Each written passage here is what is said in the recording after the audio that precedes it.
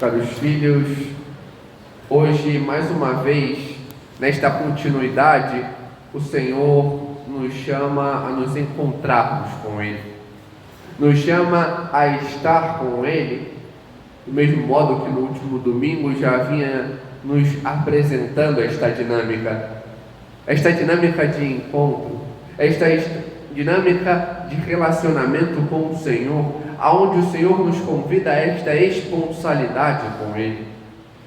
Mas para que possamos tê-lo de fato, é necessário que aprendamos a conhecer o Senhor. É necessário que aprendamos a ter intimidade com Ele. Porque do mesmo modo como a nós é necessário que nós nos conheçamos, porque imagina uma criança que começa a andar, se ela não sabe a dimensão das suas pernas, vai cair. Se não sabe a quantidade da sua fome, vai comer muito pouco ou exageradamente. Nós necessitamos nos conhecer. E ao mesmo tempo, como membros do corpo de Cristo, este membro necessita conhecer a sua cabeça, necessita conhecer o corpo. Nós necessitamos conhecer nosso Senhor, necessitamos conhecer a igreja, necessitamos conhecer esta dinâmica. E por isso São Paulo nos apresenta a segunda leitura, quando fala aos Coríntios, apresentando esta dinâmica deste corpo que é uno, que tem esta unidade, apesar dos muitos membros. Verdadeiramente somos diferentes. Vemos essa igreja cheia e vemos quantos temos. Todos nós somos membros do corpo de Cristo e somos muitos, cada um com a sua qualidade. Mas não é porque um é melhor que o outro, mas um auxilia o outro, complementa o outro e formamos assim o corpo do Senhor. E por isso São Paulo vai apresentando esta expressão desta unidade, mostrando que apesar da variedade, da diversidade dos membros do corpo, existe esta unidade em Cristo. E expressa ao final que, do mesmo modo, quando um cai, todo o corpo sofre. Quando um se eleva, todo o corpo exulta, se eleva juntamente. Quando algum membro do corpo peca, todo o corpo sofre. Todo o corpo. Mas quando um corpo se eleva à santidade, todos se elevam. Nos chama, nos impulsiona e devemos aprender esta dinâmica. Estar configurados a Cristo, buscar a Ele, ter este relacionamento com o Senhor. Mas sabendo que cada um tem o seu chamado, o seu caminho a ser feito. E devemos aprender a corresponder a este chamado, que é único.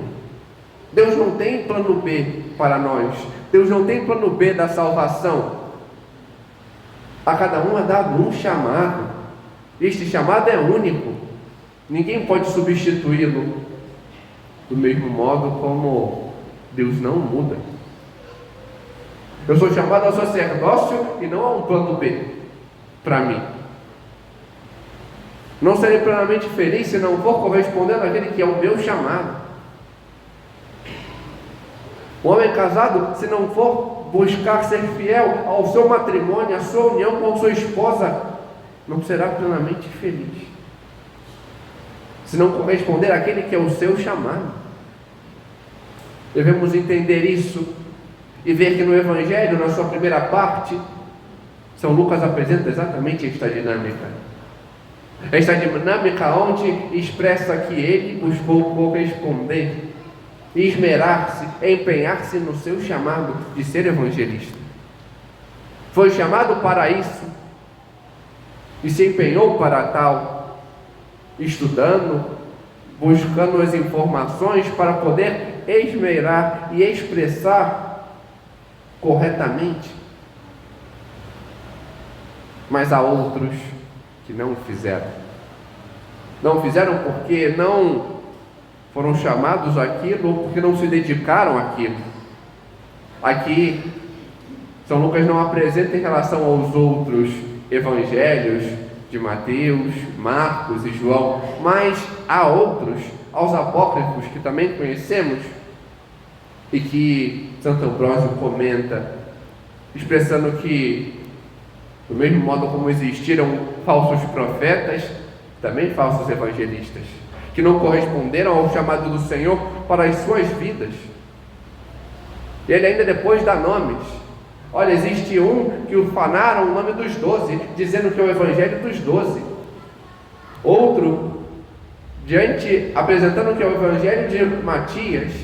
Outro, o evangelho de Tomé, ufanando o nome destes apóstolos. Também Basilides e tantos outros. Estes não buscaram corresponder ao seu chamado, mas São Lucas sim. E ele escreve a alguém, destina a alguém, e a quem? A Teófilo, aos Teófilos.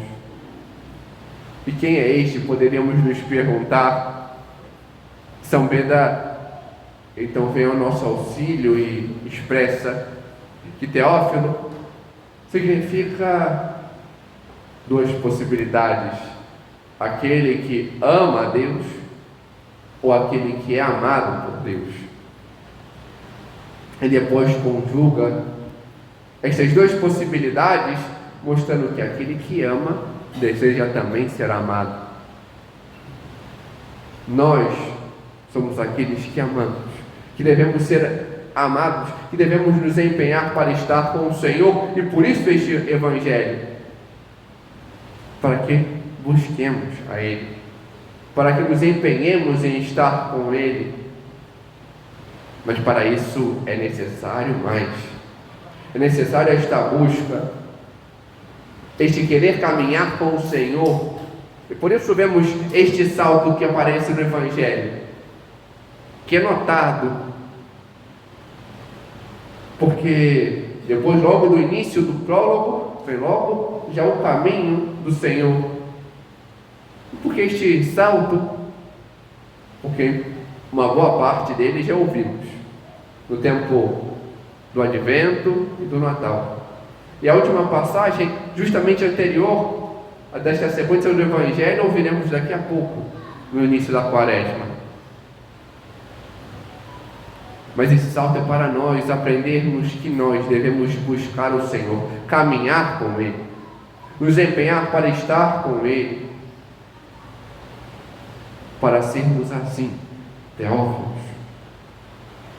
Mas parte deste caminho requer atenção.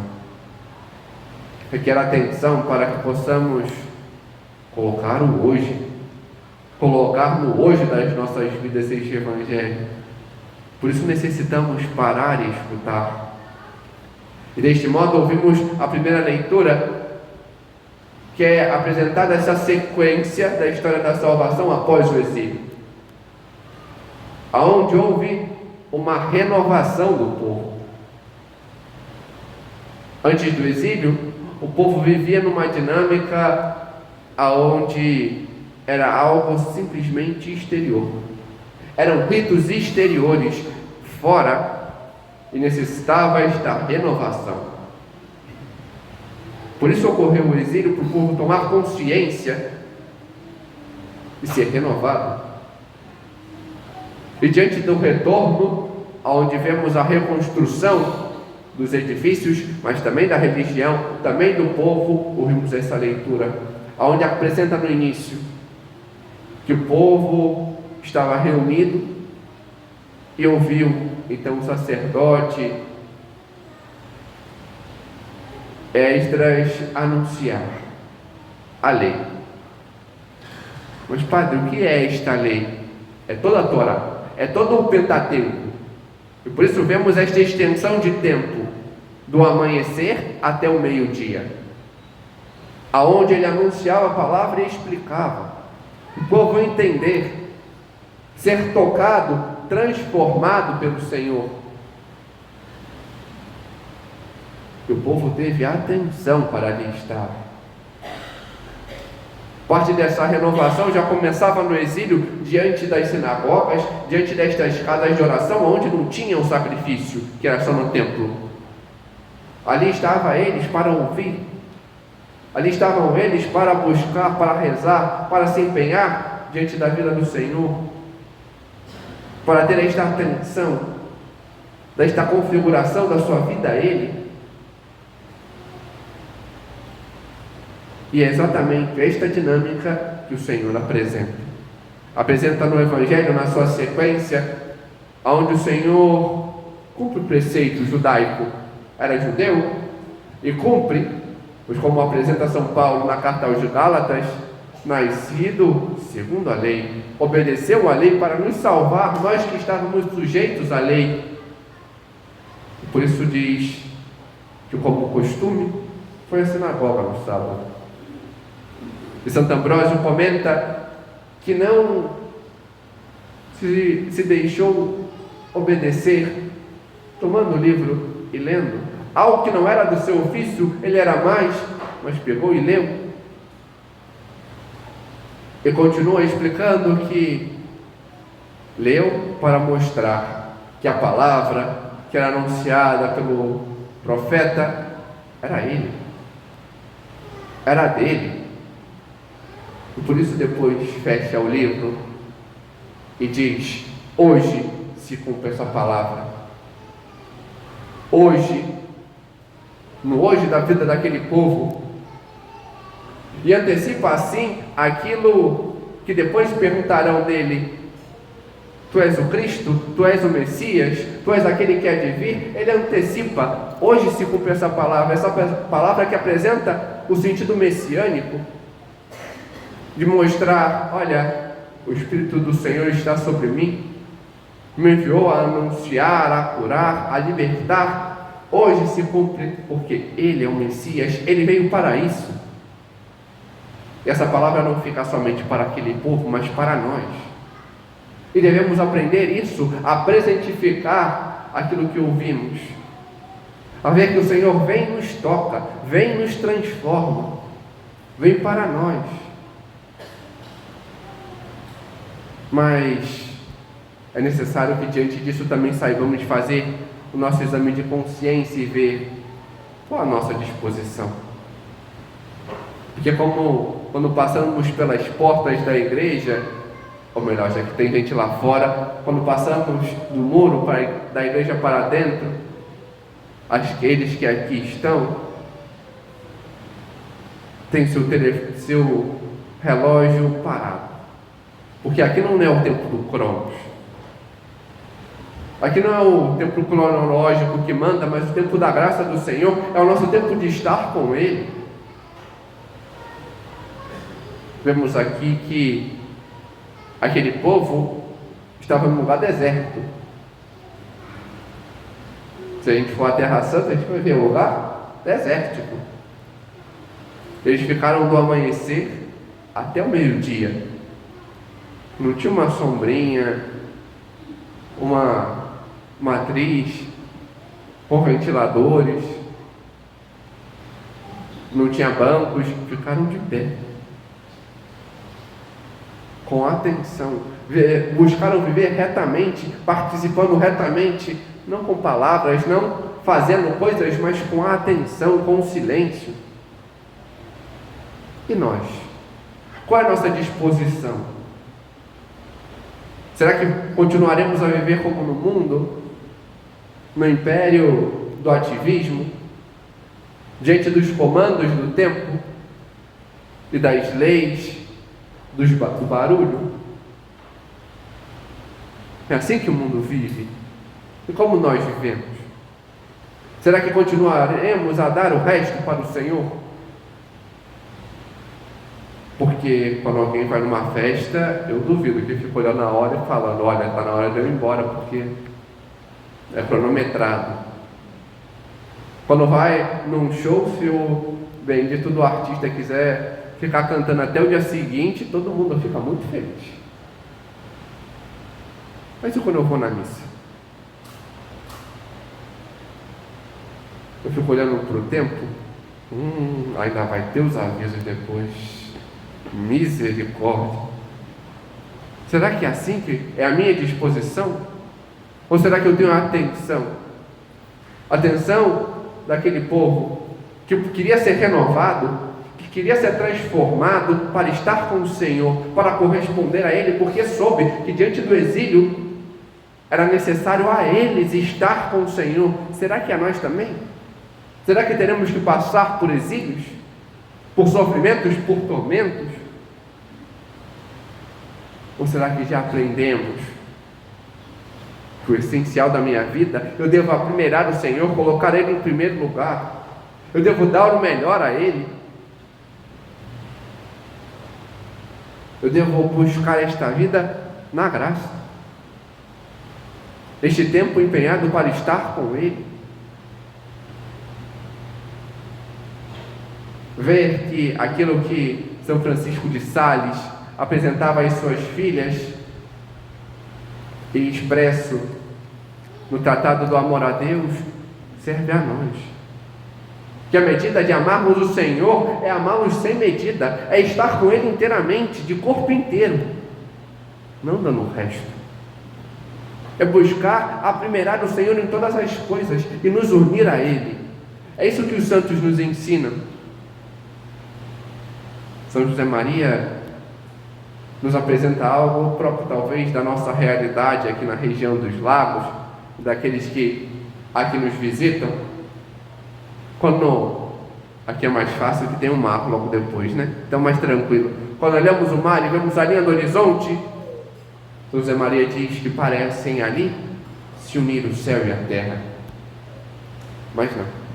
Aonde verdadeiramente se unem é no nosso coração, no coração daquele que busca a Deus, no coração daquele que busca a santidade, daquele que sabe aprimorar o Senhor. É assim que transformamos a prosa de cada dia, as durezas do nosso dia a dia, em poesia heróica, em transformação de vida, em união com o Senhor. Isso os santos nos ensinam. Isso a Virgem Santíssima nos ensina. E vemos no Evangelho que mais de uma vez se diz que ela soube escutar e tudo guardava em seu coração. Que ela possa nos ensinar a isso, a ouvir o Senhor com atenção, buscar aprimorá-lo em todas as coisas, estar com Ele, amá-lo, nos unirmos a Ele e sermos aquilo que Ele espera de nós, Teófilos, aquele que Ele ama, aqueles que Ele ama e que o amam verdadeiramente. Glória ao Pai, ao Filho e ao Espírito Santo.